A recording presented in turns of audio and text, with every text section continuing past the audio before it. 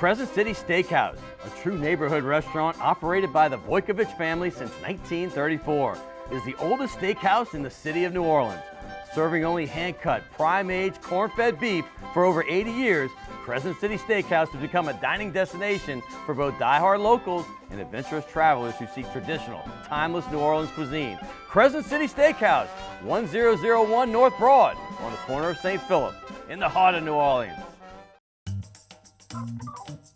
Fall in love with autumn with PJ's new seasonal lattes. Our pumpkin latte brings you all the flavors of a pumpkin pie with hints of cinnamon and nutmeg, like your favorite holiday dessert in a cup. And our s'mores latte with flavors of toasted marshmallows, warm milk chocolate, and graham cracker cinnamon is sure to bring back campfire memories. The PJ's Fall Seasonal Lattes, available at your local PJ's only for a limited time. Hey, don't forget my pimento cheese. Of course.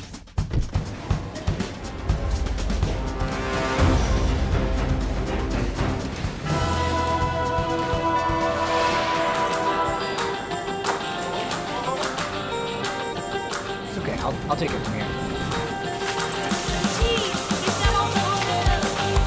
Hey, the guy get a seat! For the love of palmetto cheese.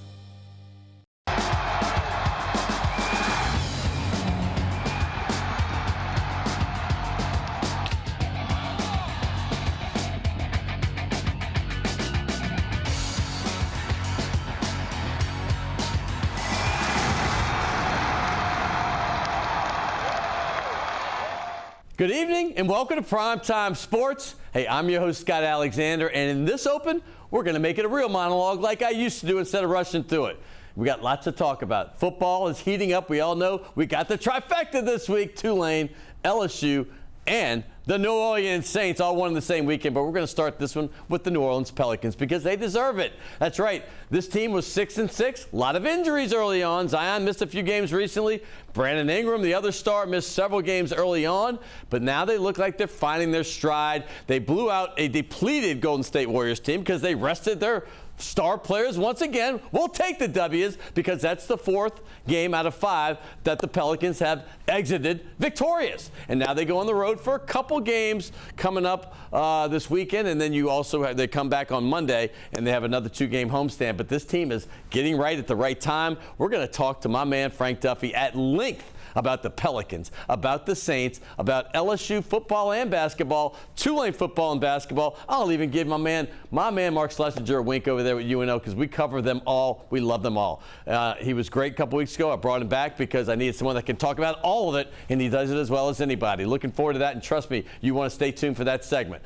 Also, let's get into what's going on with the LSU basketball team. They've been in the Cayman Islands, right? They're playing as we speak. We taped this show just a little bit before, so I don't know what they did today, but they're 4-0, and it's clear to me that guy you see right there, Adam Miller, and that guy right there, KJ Williams, are the leaders of this team, along with guard, there's KJ again, with guard Juice Hill. These three right now are getting the big minutes. 2 of those guys, Williams and Hill, are transfers from Murray State. They came with the head coach, Matt McMahon. And then Adam Miller was a Will Wade transfer from Illinois. This guy was hurt all last season, and he still came back to play for his second coach at LSU. And this is the first time he's getting on the court, and he's doing great things. LSU basketball, I got to give it up for Tulane basketball as well. They have found a team right here. Ron is my man right there. You know Ron Hunter. He's been on this show many times. Love him. I went to that game on last week. It was last Wednesday, and I had a blast going to this game. They have Sion James, who was on this show. What a competitor he is. I love this young man. You saw how talented and what a great future he has in any aspect he wants to do as a person, but great basketball player. And they've got Jalen Forbes and Jalen Cook, these 2 guys. Jalen Cook is number 3, the transfer from LSU. This guy came in. He missed the first 2 games, and I watched him score 23 points off the bench in the game I saw against Charleston Southern. Also, let me say this, Jalen Forbes, number 25, he is the Alabama transfer. He had a great season last year, along with another transfer, Kevin Cross, doing great things, man. This team is exciting. And Colin Holloway, a guy that came in from Georgetown, and he had a big game the game I saw him. I'm going to tell you, this team is going to be exciting. They're going to score about 95 to 100 points a game. I'm going to tell you, they can put the ball in the basket and they get up and down. They're very well coached. Also, UNO, love my boys with Mark Schlesinger. Let's move forward to football. Hey, Tulane football, we got to talk about him. How about Michael Pratt, what he did? 3 touchdowns, rushing, 3 receiving. Only 3 other players have done that all season, Jaden Daniels being one of them. And then Bo Nix and John Reeds Plumlee all did it too. But this is going to be great. Tulane is 9-2. They play Cincinnati this week, and they blew out SMU, blew them out, scored 59 points. They could have scored 80 if they wanted to. LSU, we've got to talk about the Tigers. They keep continuing to roll. They got a big game at A&M this week. A&M's going to want to win this game. They want to beat the Tigers and save their season because it's been horrific. They were ranked 7th in the country coming in. LSU wasn't ranked anywhere. Now LSU's fighting for a a college playoff berth. If they can beat Texas A&M and then Georgia, they're going to be there. Trust me, LSU will be on the strength of that schedule. The Saints, they finally got a win. How about this? The Saints, they got their 4th win. They're starting to get players healthy. I don't want to put too much optimism in your head yet, but they are in a bad division. Keep that in mind. Andy Dalton had 3 touchdown passes. Taysom Hill was unbelievable in this game. You got some key players back. So they could go on a run late because they have 4 wins in the division. Tampa Bay's only got 5, and that's the first place team. So who knows? Some crazy things could happen. Joe Burrow, by the way, LSU, congrats to him. He's the 3rd quickest player to get to 10,000 yards. Along with Kurt Warner in 36 games. Only Justin Herbert in 35 games, and then Mahomes in 34 have done it quicker. And how about the World Cup in Qatar? America, they tied Wales. They got to beat either Iran or England and score a bunch of goals in the other game, and that's it. And how about Regis Prograis, the undisputed WCBC Super Lightweight Championship? He was on the show recently. It's going to be this Saturday in Los Angeles. Check it out. I love local sports. And we got a local legend coming on this show, too. Coming up next, right here on Primetime Sports. Can I tell you a cat joke? Just kidding.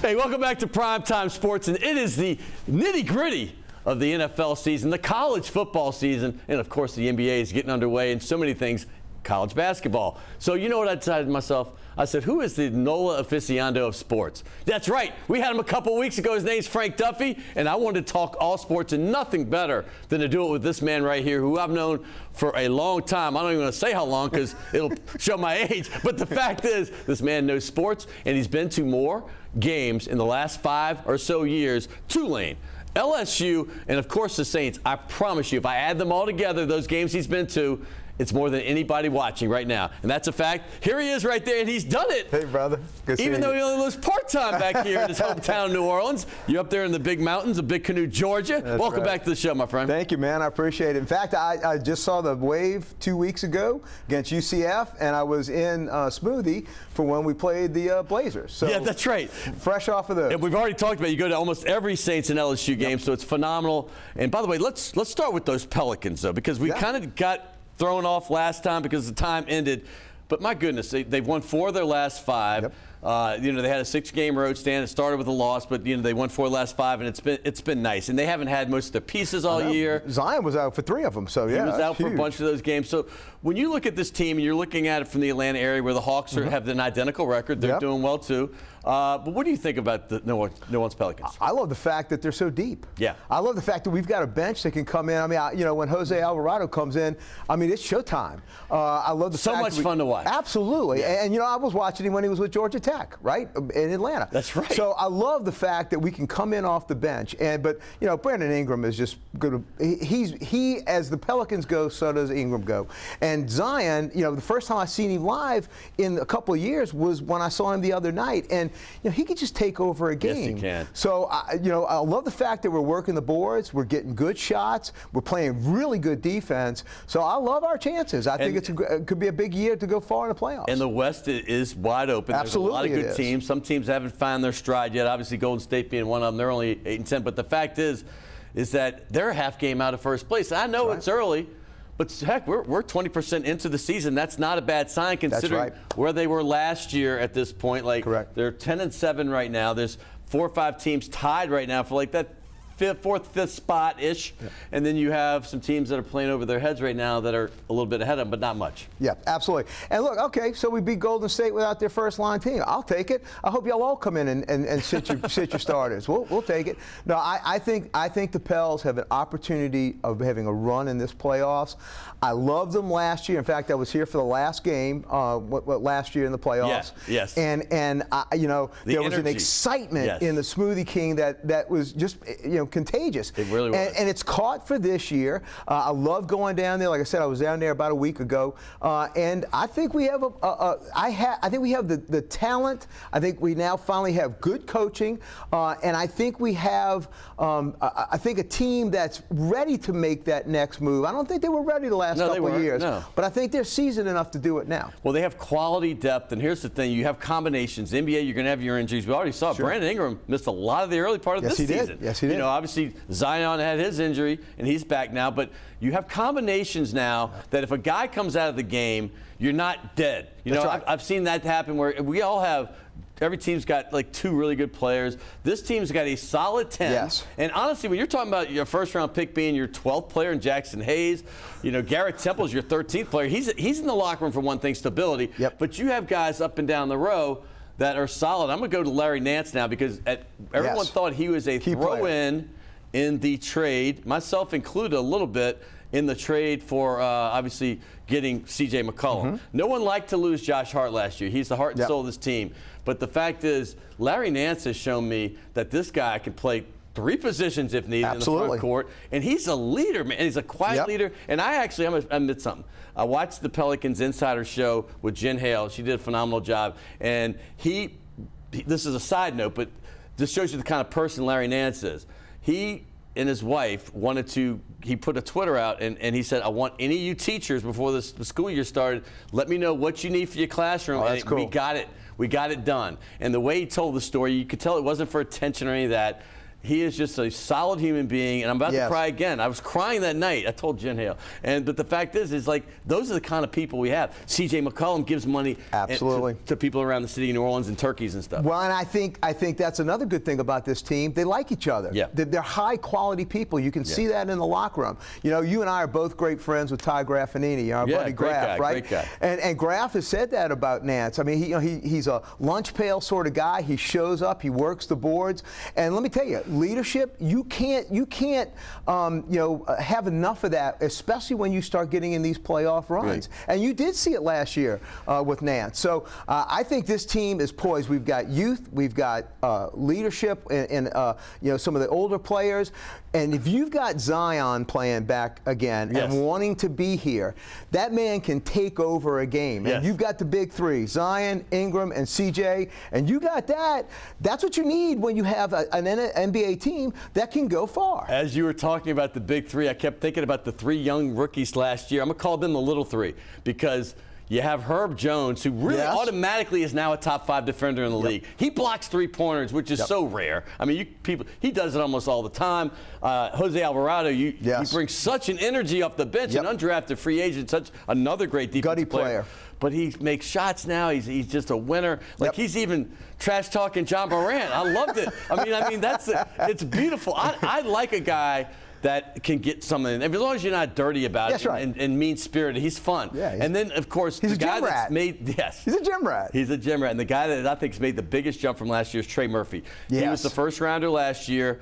Herb was the second rounder, got all the time. Remember, people might forget that. But he went to Birmingham, and he didn't take it. They did a feature on him as well on that Pelicans Insider Show, and he did not take it the wrong way. He's a UVA and Rice guy, so you know he's pretty smart, right? So my fact is, the way he handled, the way he said, he goes, you know what? No one wants to be demoted, but I needed that. I needed to get the reps, and I wasn't going to get the reps here. And then I'm telling you what, this guy worked on his game. He was known as just a shooter.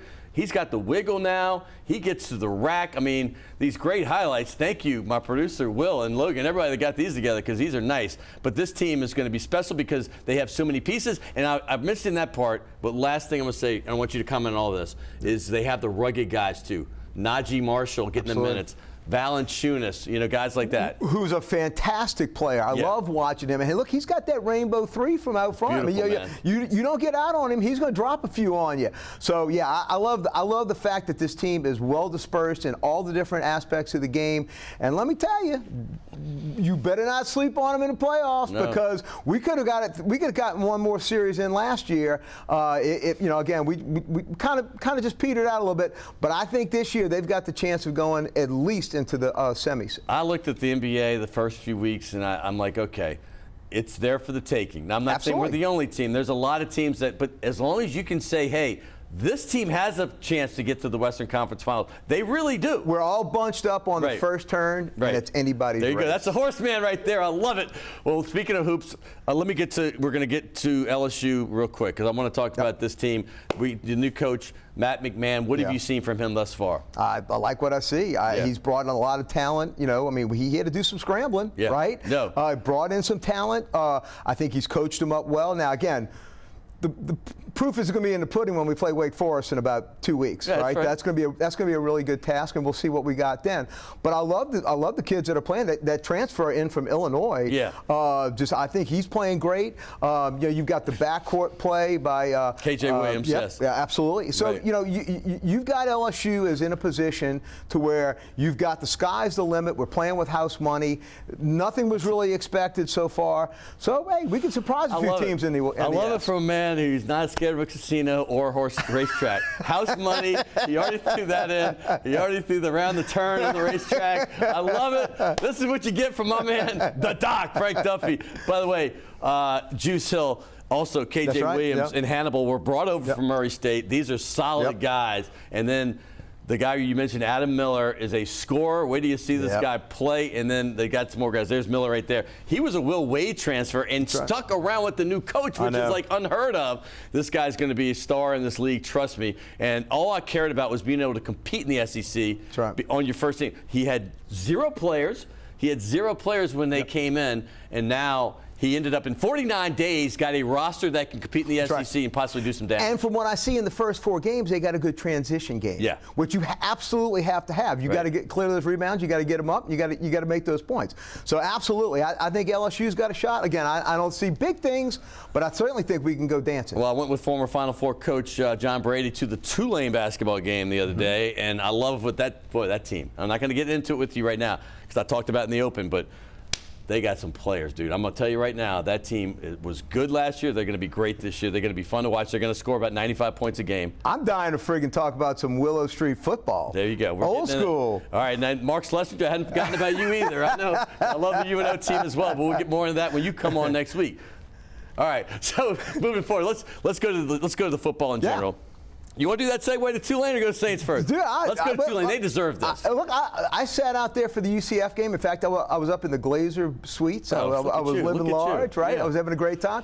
And let me tell you, UCF, Tulane should have won that ball game. Came very close, 7 points off. But when I saw them bounce back on Thursday night against SMU, that was huge, man. Wow. That was a fantastic win. And then they got back in the driver's seat because Navy put one on UCF, which was incredible. Right. So look, Tulane is the team to beat to go to that New Year's Day Bowl. Let me say this. The team was 2-10 last year. We know we had hurricane circumstances. A lot of things went bad. They almost beat number 2 Oklahoma. They had the lead late. They almost beat Cincinnati. No one should ever be a month long in a Birmingham hotel. Especially when you think you're going for 3 days. I mean, seriously. Yeah. And there's a lot of other issues people don't even know that happened. It was crazy. They told me not to say. But the fact is they had a lot of circumstances. But they went 2-10. That's a fact. Now they're 9-2. Willie Fritz, with the chance of going 10-2 the next season with pretty much the same players.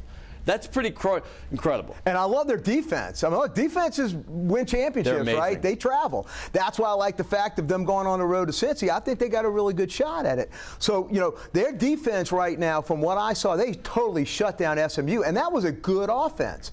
So I love what they're doing at Ullman. And look, who knows? We might be looking at an LSU that would be so much fun. Cotton Bowl down the line. I mean, that might bring us back to the days of 73 and 72. 73, but I was alive and well enough to remember that game. 14-0, Tulane, after 25 years of doldrums, they beat the LSU. And the thing, we're both LSU and Tulane Absolutely. fans. That's well documented. Yep. Some people say it. One of the few. We are for real, and we always have been.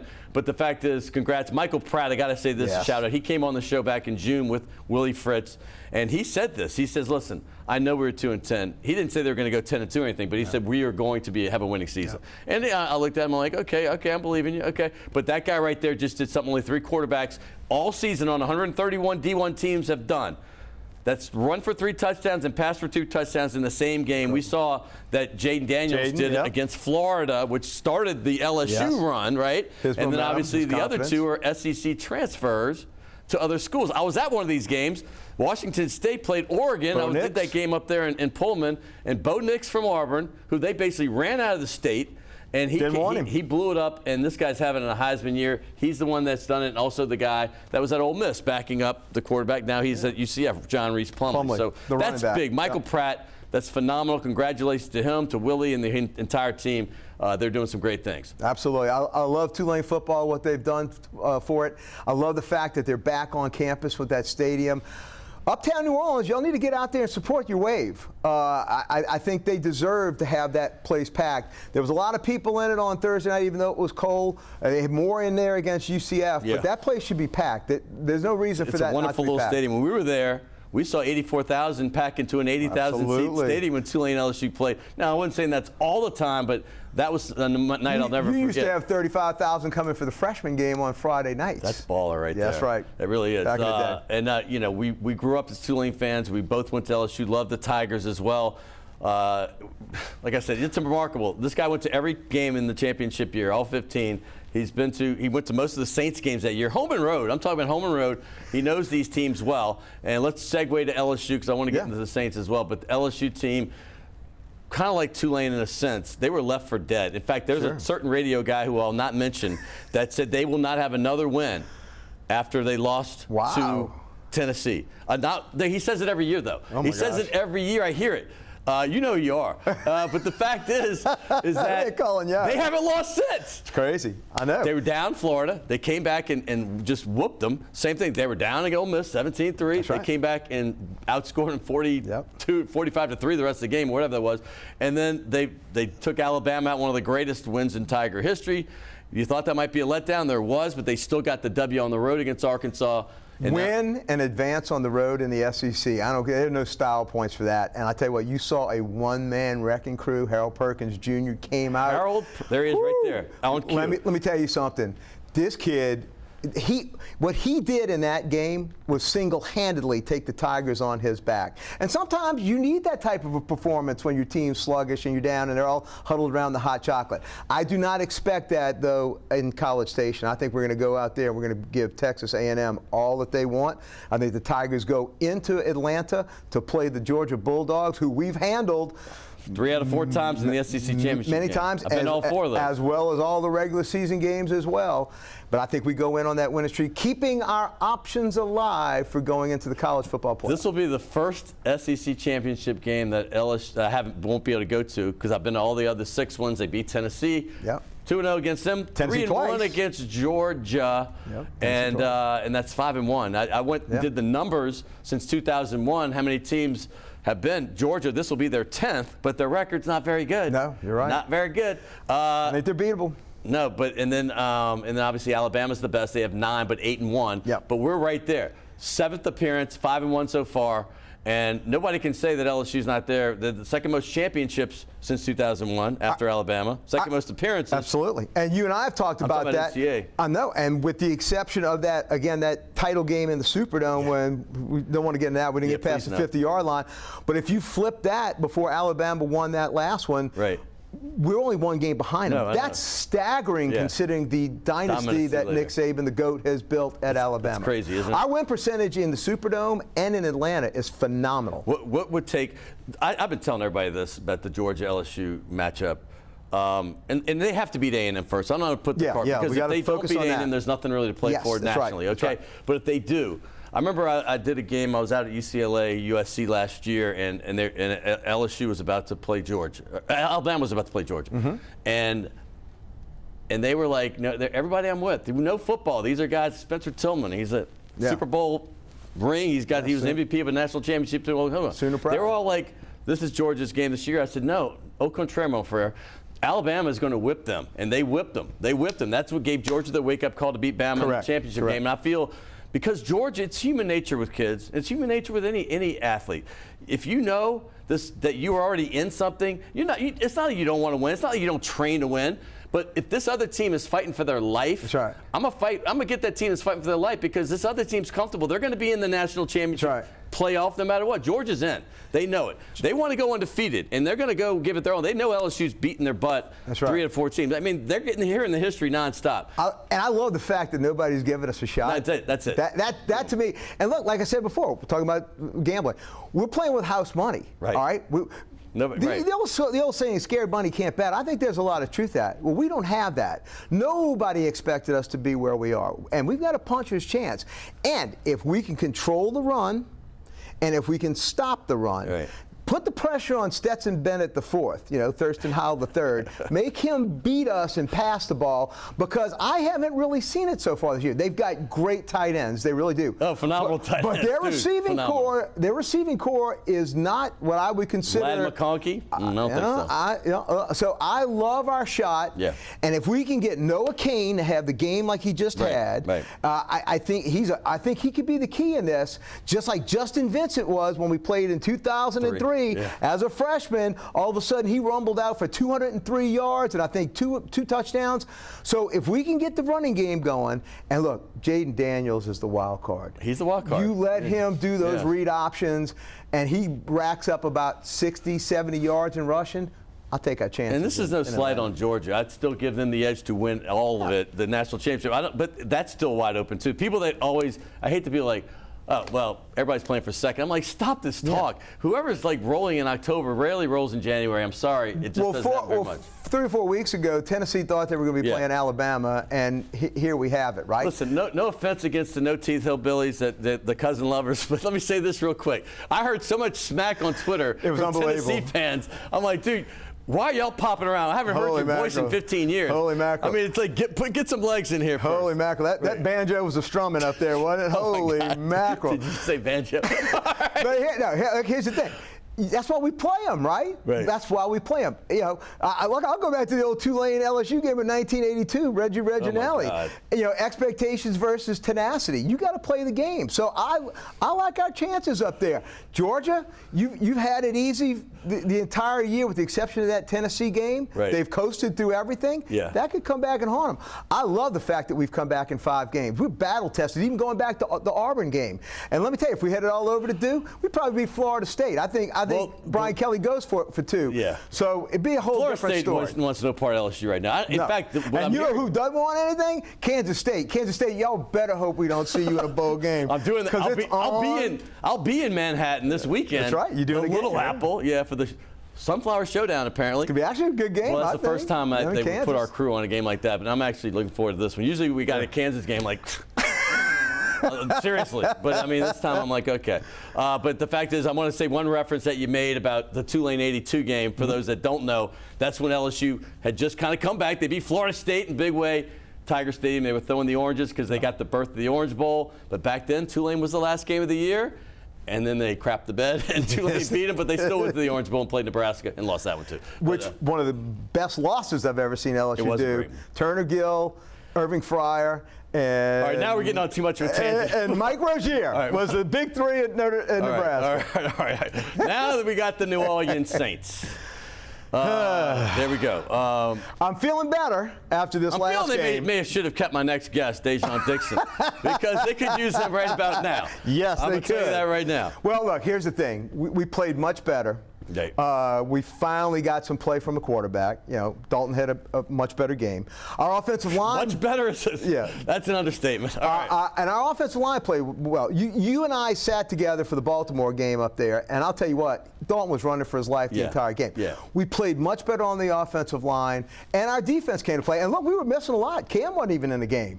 There's a lot of people missing. There's no doubt. And we've got a manageable stretch that's actually coming up. We got San Francisco, which is playing good ball. well. But you've got I don't know if Atlanta. that's manageable, but it's possible. You got the Falcons. You know, we certainly beat them. Yeah. But we're only one game out. Right, that's the thing. One game. It's right. still doable. That's the division you're in. Yep. This could be that year. Now, I don't want to. I'm always the optimist, so I'm going to step back this time and say I need one more game like this. They haven't won back-to-back games, and this is going to be a tough one. But you do have San Francisco coming back from Mexico on a Monday night. That's right. Which is not a bad thing. And you do have found your stride, and you are getting players back. That defense was flying to the ball. That's right. I'm going to say this. Demario Davis was praising Caden Ellis. I love it. Yep. Paulson Debo back. Yes, I mean, that was huge. That was huge on the corner. I mean, listen, the guy can make tackles. The guy's physical. The guy's got size. I mean, he's a nice corner. He hasn't been around all year, and I like it. Marshawn Lattimore's out. I mean, there's a lot of guys out. We already know Thomas and Landry's been out and all these other players, offensive and how about Landry with his first touchdown catch? How cool was that, right? I was so happy for him. But defense is travel, right? And we've got to rely on this defense because this defense can actually get us the South. They really can. No doubt. And the offense, I love this kid, Chris Olave. What an incredible pickup him as a rookie, right? But it's going to have to go through Alvin Kamara. You've got to feed him the rock. And we started doing it in this last game, and then we kind of got away from it. He's got to be fed it on the ground and in the passing game. It's like my producer's reading your mind. As you're saying a thing, a picture comes up. Olave, I mean, like literally right before you're saying it, Kamara right there.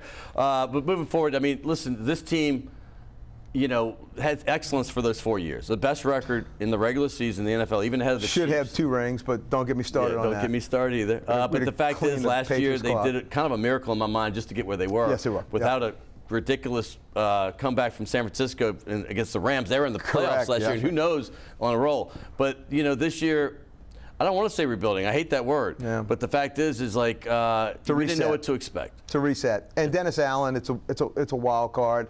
Look, all of us miss Sean Payton. All of us miss Drew Brees. We always will, right? But I think Dennis Allen, if he can right the ship, if he can get this defense playing better, if he can, again, we got to get Carmichael being less predictive on some of his calls. Mm-hmm. And I think if we do that, I think we can climb back in this. Yeah, one guy we didn't mention is Taysom Hill. And I'm going to say this. The wild card, yeah. Absolutely. I'm just going to say this. I mean, listen, he's not a natural quarterback. We know that. But there's a dude that makes more plays than he doesn't make plays, right? When he's in the game. And when I was seeing early in the season, in for like 2 plays, 3 plays, maybe 4, get him on special teams, that's fine. But get the ball. Give him 8 touches, please. Give him 8 touches. He's going to make something happen on 6 of those. A third of the touches should have his hands on it. And it was cool. I was talking to my Uber driver on the way in. Nice. And we're Every talking, Uber driver knows what's up. And you know what we should do? We should actually play Taysom on first down. Give him the option of run pass when they're not expecting what we're doing. If it's second, we're going to be running. If it's third, even he's back there, it's going to be a play action. Put him in on first down. Let it be a wild card. I think we get much better yardage on first down. People might not realize this. They're playing last week. Cam Jordan, who's a modern marvel. Think about the position he never plays. Missed a game until this one. The first game he's missed because of injury. He had COVID last year. And I can't. He's a tremendous human being. I've been around him a lot. Cool dude. When I did the Nola Gold stuff, he did commercials with us, with our Cam Dolan, for free. I mean, the guy's just an amazing guy. I got a bobblehead. I did a game out in Cal. I did Cal, Oregon a few weeks ago, and I saw the Cam bobblehead, and they said, we don't have any left. I'm like, I got to get one. Cam bobblehead. I'm not even a collector guy, but I was like, I love him so much. So hopefully he'd come back. Yes. And obviously, Peyton Turner even got hurt last game. So you got your 3 defensive ends. Who knows what's going to happen there? And with an eye, you don't know. it just depends on when it heals. Frank, I'm going to do this real quick. Your best memory growing up watching the Saints? Archie Manning in that very first game going over the left side against the fearsome foursome against the Los Angeles Rams to win it with 3 seconds. That might have been before I was even old enough to go to games, so I'm feeling better about this now. Not much. My mom sent me on my own and had a $10 student ticket in the South End. You must have been an infant. But Archie's show ran last week because we had some stuff going on with the studio, and there's a lot of people that said, man, that was a great Archie interview. And he's like, how was he looking now? I said, that was like 4 years ago, right? I was like, all right. Hey, Archie will never age, man. Archie was great. He's the first guest we've had that came in shorts. And after like 200 shows. When you're Archie Manning, you can come in and whatever you want, brother. You can wear your thong. Him and Drew Brees can do whatever they want. You can wear your thong, Archie. It's all good. But no, he's phenomenal. And obviously him and Pistol Pete, us growing up in the 70s. Our childhood heroes, man. Well, there's that's the book right there. If you get the big shot, there's Pistol. That's what you see. Not every week I have it out because I mix the books up, but Pistol Pete was the best. All you had to do was go down to Shoetown, get you a $1.50 ticket, get in that dome, and it was showtime. I can't believe that that we kept it within the time because usually when this guy comes around, it's usually about 5 minutes over. So we saved the right time for Dai'Jean, Awesome. and I'm looking forward to it. There you go, my All friend. right, brother, That's man. past Thank you, man. Do you like those shirts? Oh, dude, I work out them all the time. I've right, collected now my third one. This is my third appearance on the show. I love it. Congrats. Thank you, There buddy. go. Absolutely. All right, so this is Shays Dai'Jean. Man, it's I'm awesome. pronouncing like an American. Carrollton, man. I'm a there you go. Carrolltonian. There you I go. love it. That's Frank Duffy, man. He's going to be back a good bit more. We can't wait. He is the ultimate New Orleanian. Like I said, been in more Tulane, LSU, and Saints games than anybody that's watching. I guarantee that. Hey, next, I got a special guest. I can't wait. This guy was just drafted in the XFL. I mean, listen to this. He was a former New Orleans Saint. He played at Carr. He also played at Nichols. He's Louisiana homegrown. Here he is. Dai'Jean Dixon's coming up next right here on Primetime Sports.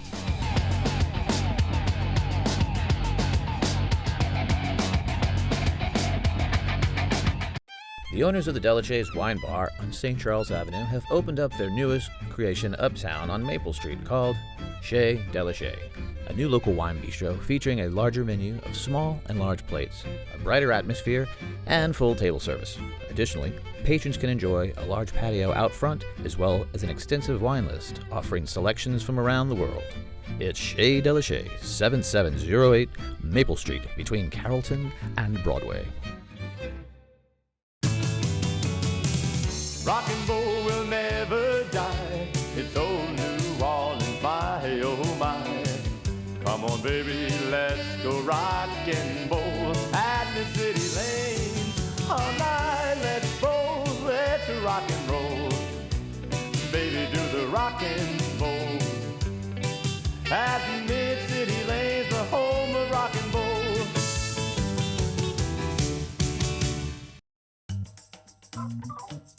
Fall in love with autumn with PJ's new seasonal lattes. Our pumpkin latte brings you all the flavors of a pumpkin pie with hints of cinnamon and nutmeg, like your favorite holiday dessert in a cup. And our s'mores latte with flavors of toasted marshmallows, warm milk chocolate, and graham cracker cinnamon is sure to bring back campfire memories. The PJ's Fall Seasonal Lattes, available at your local PJ's only for a limited time.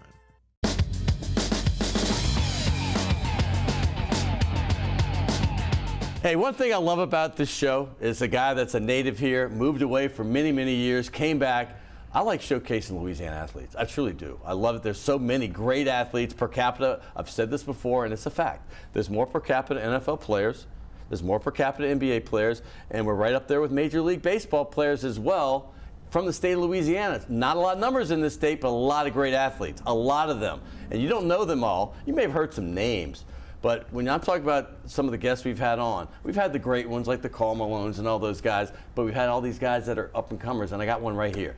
His name is Dai'Jean Dixon. And if you follow Nichols, you know exactly who he is because this guy could ball. He put up some extraordinary numbers, almost 4,000 yards receiving, 35 or so touchdowns. This guy had tons of completions. He played at Edna Carr. You know that school, a football powerhouse in Louisiana, not just in New Orleans. That team won 4 straight titles, and he was on that very first one in 2016. They've won again a couple years ago.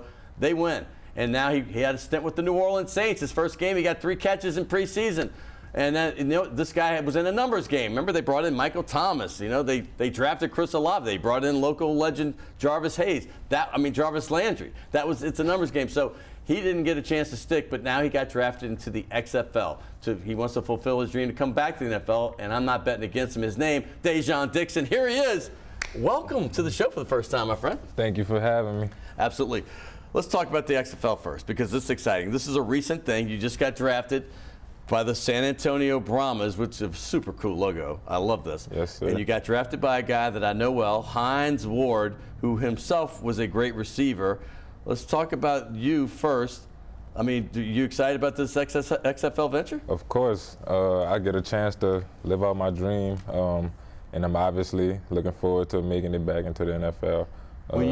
When you were a kid at Eisenhower, right? A little kid. Mm-hmm. And I know I don't know if you knew you were going to be an athlete or not. Most of us know early on if we're going to be anything. Did you ever dream that you might be playing professionally? Did you think about it much then? Well, I had hoop dreams, so nice. I was always into playing basketball. But I really realized that I could be in the NFL and I could play in the NFL When? My junior year of high school. Of high school, okay. Yeah, just talking to a lot of people, they made me realize more than I realized about myself. I went to the game in the Dome, and I remember looking at in '16, I believe. I was calling games for WWL, and I didn't call yours, but I watched it because I kept hearing how good this car team was, and I saw Racy McMath and you as wide receivers. I'm like, I don't know if I've seen a better high school duo of receivers. I mean, you both had the size, you both had speed, you both had the range, you both had, you could catch anything. What was that run like at Carr? Because Bryce Brown, as you see there leading I don't know if that's him leading the pack, but Bryce Brown right there, he started, the dynasty was building, but he got this thing going. What was that like, though? Coach Bryce, he was more of a life coach, but we had fun. Yeah. Like it was strictly business, but at the end of the day, we always had fun, and we had a culture. New Orleans was always. Explain that culture, because I've been wanting to know this, because certain teams have it, right? St. Aug did it in the '70s, and they have a culture. What was it? What was their culture at Carr? Brotherhood.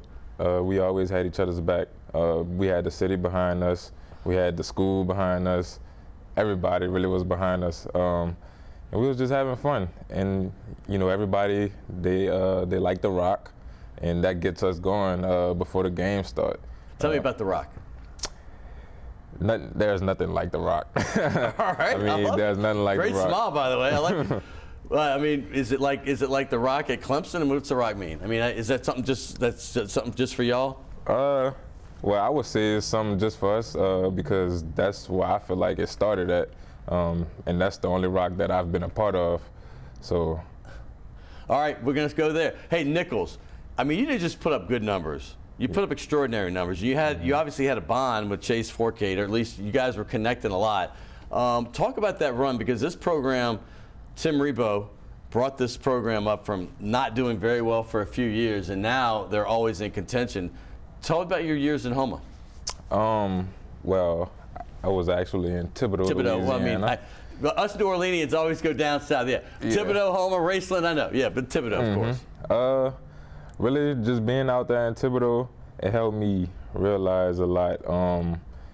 It's not a big city. Well, you're from a big city, yeah. So that's a big culture shock, right? Yeah. But it was a lot of adapting that I had to do. I got to meet new people, but being in Thibodaux really just helped me focus, because there's not a lot to do out there. So I was just able to focus and continue to work on the craft and build relationships. What did you think? I mean, look at that right there. Catching 50 straight games. Cooper Kupp, who you might have heard of, had 52. This guy had a catch in 50. Look at the numbers like I talked about. 236 catches, 3,800 yards, 35 TDs. If I didn't get injured that 1 year, I would be the leading receiver. How many games do you have to miss? I missed 5 games in 2019. See, that's not fair. We should prorate those. We'll just give you got those. We're over 4,000 now. 40 touchdowns. Now, when you, as a local kid, I got to ask this, because you get to wear that Saints jersey, right? And we all know the numbers. I mean, they brought in these veterans. Thomas came back. Obviously, they brought Jarvis Landry in. They drafted Olave. And then you start looking at the numbers. But I'm going to say this on any other year. I remember watching the preseason at training camp. You were one of the dudes we talked about. We always like to bring up, who was that young guy that maybe an undrafted free agent that's got a shot? And Bobby Hebert and I have done this every year. Everybody does it. We're not the only ones. But your name was always brought up. But what was it like? You are running a pattern over at the Saints facility. What was that like for you as a kid from New Orleans? I really enjoyed being there. I really felt like I had a shot to put on for the city. And I just really wanted to do that. Right. Playing in the Dome, like, it's nothing like playing in the Dome, How great especially being from here. I mean, for real, right? Yeah. I mean, seriously, was that crazy? It was crazy. I know we had one Dome practice, and I went crazy that day. Right. And well, I'm glad to hear you admit it, because we all try to be cool, but I mean, we're New Orleanians, both of us are, right? And I remember the first time, it was a little different, but Tulane Stadium, I'm on the field. We knew how to sneak in. That stadium is not the Tulane Stadium now. The Saints played in the 80,000 seat stadium where the Sugar Bowls were. and we knew where the crease in the fence was.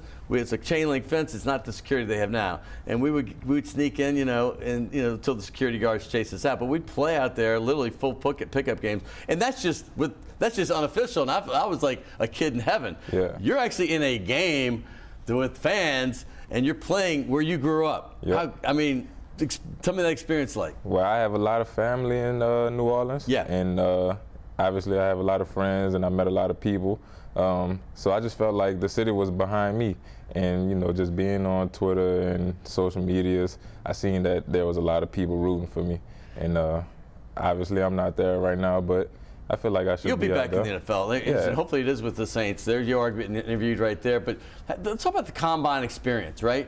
Yeah. I mean, that's another thing that, especially your era, there wasn't really an official combine back then in the 70s. They had stuff, but now it's in a big official. It's like a cattle cart thing. They have, obviously there's your 40-yard. They do all these different drills with you. They ask you questions, and I like to ask people that have come on. There's your invitation right there. What is it like for you as a kid that grew up knowing what the combine was, seeing what it was, and now you're there? Well, it was my first time being in Indianapolis, so that was a great feeling just to get away. I like to get away from home and travel.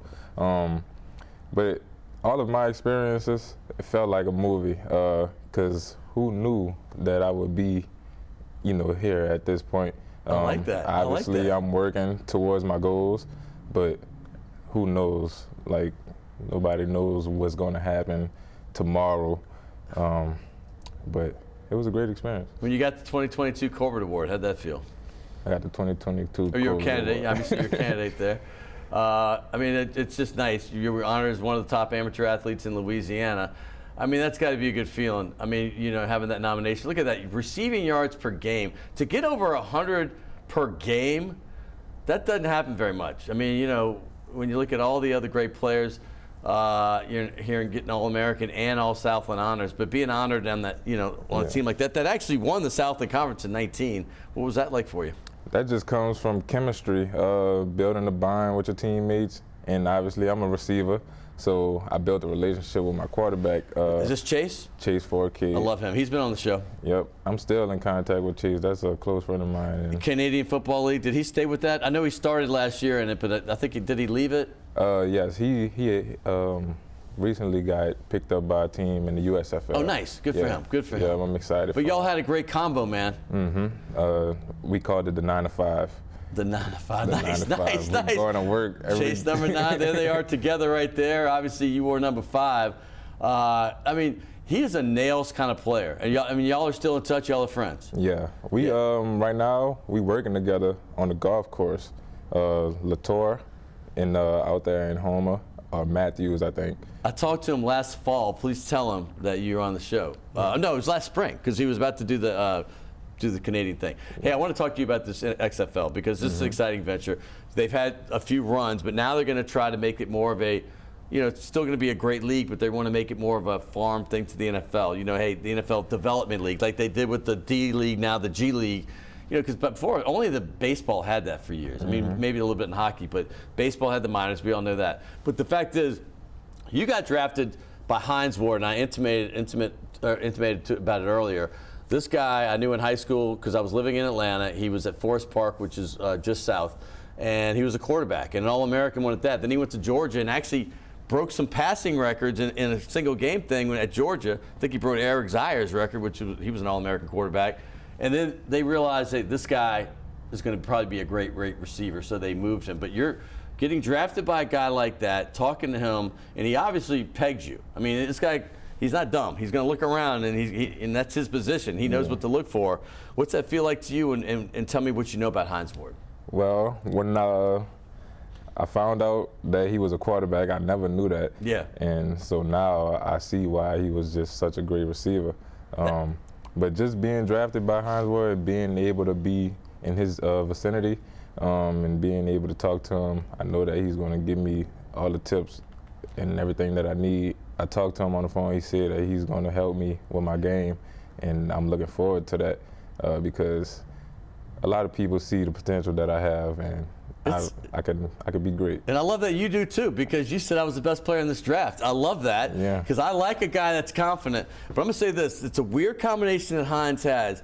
You'll see this. And I'm not sure as a coach what he's like as far as like the nicest. But he's the nicest guy combined with the toughest dude on the field. Like they outlawed a hit because of him. Literally, the NFL did, because that shot, now because of CTE and all that, and concussions. But he was the guy that would level you if you were not looking. And he was a great blocking receiver. And I'm sure he's going to show you some tips As a receiver, there. I enjoyed that. Yes. I was kind of. But he's the dude that will blindside you. And he was known for it. I mean, he was great at it. He's a Hall of Fame receiver. Let's get this straight. Hines Ward will be in the Hall of Fame. He is that good. But the fact is, there was a hit that he always would do if it was a guy that running a crossing pattern or something, and they didn't see it, the crackback thing, and he would just level them. And because of that, they outlawed the horse collar. They outlawed a bunch of things that they're going to hurt people. But he's going to teach you some tricks of the trade you'll probably never dream you knew. Well, I'm looking forward to that. Right. So when does that all start so we can keep watching? When do you go to training camp and all that? Training camp starts in January. I'm not sure what day it starts on. Probably like January 4th. So the season's the spring league. They always do it opposite the NFL. Yeah. And we're going to get you back next summer to talk about that experience, because I can't wait to hear about Hines. And hopefully this will be right before you're in a training camp, which I'm almost certain you will be for the NFL coming up next summer, okay? Yep. Hey, it's a pleasure to meet you. This is a local guy right here that is doing great things. And you saw those numbers he put up at Nichols, and Nichols is no slouch. That was a great football team, and still is here. We're going to give you a couple gifts. You've never had a Task Performance shirt, never even heard of them. I promise you this, after you get this one, you'll be calling me, can I come back on that show? That's how comfortable that thing is. That's Task Performance. And then go get you a couple bites to eat over at Shays Della Shays, which, by the way, is on, there's two of them. There's one uptown on Maple by the Starbucks between Carrollton and Broadway. Yeah. And there's another one on St. Charles Avenue, right there past Louisiana. So, Dai'Jean, it's been a pleasure to meet you. Yep. Hey, I wish you the best of luck, my man. And I don't think you're going to need it, but congrats on all your success. Yeah, we need everything. Yeah. Amen to that. That's a guy with a great head on his shoulders. Root for him. Guys like that, we want to see success come from our local guys trying hard. Hey, that was fun. Next, we're going to go back to a guy we had recently. We're going to talk a little golf right there. Jim Fisher coming up next right here on Primetime Sports.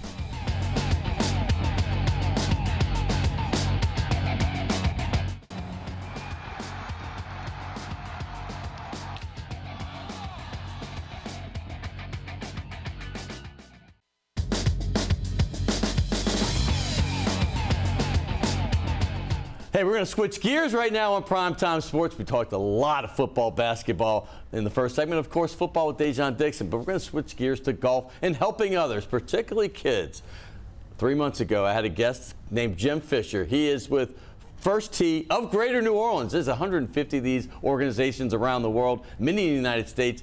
They help guide young kids, give them life-enhancing tools to be better in the future through the game of golf. But they also do a lot of other things. They had a great tournament. They had the First Tee Classic, a golf tournament here that we were promoting just a few months ago. Now we have another thing we'd like to get you involved with. It's called NOLA Night Market. And here's Jim Fisher again to talk about it. What's up, my man? Scott, how are you, man? It's good to see you again, man. That was good to see you, too. The golf tournament went okay? So golf tournament went great. It's always successful. Our sponsor, Walmart, was out in force and really there for us.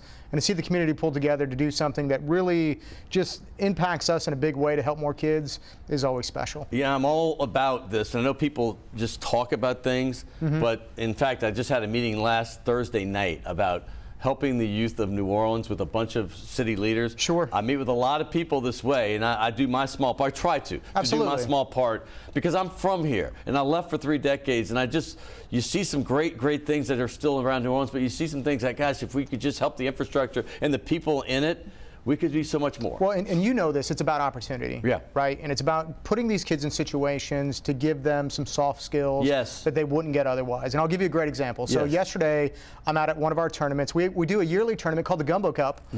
Between Baton Rouge and New Orleans. Right? It's a competitive tournament. It's a friendly tournament. And I'm walking the course with a couple of our kids, Justin, Ariana, and then a kid named Matthew. These are young kids still? Young kids. So they're, anywhere from like 12 to Ariana's a junior, right? She's going to go play college golf in Northern California this year. Wow, okay.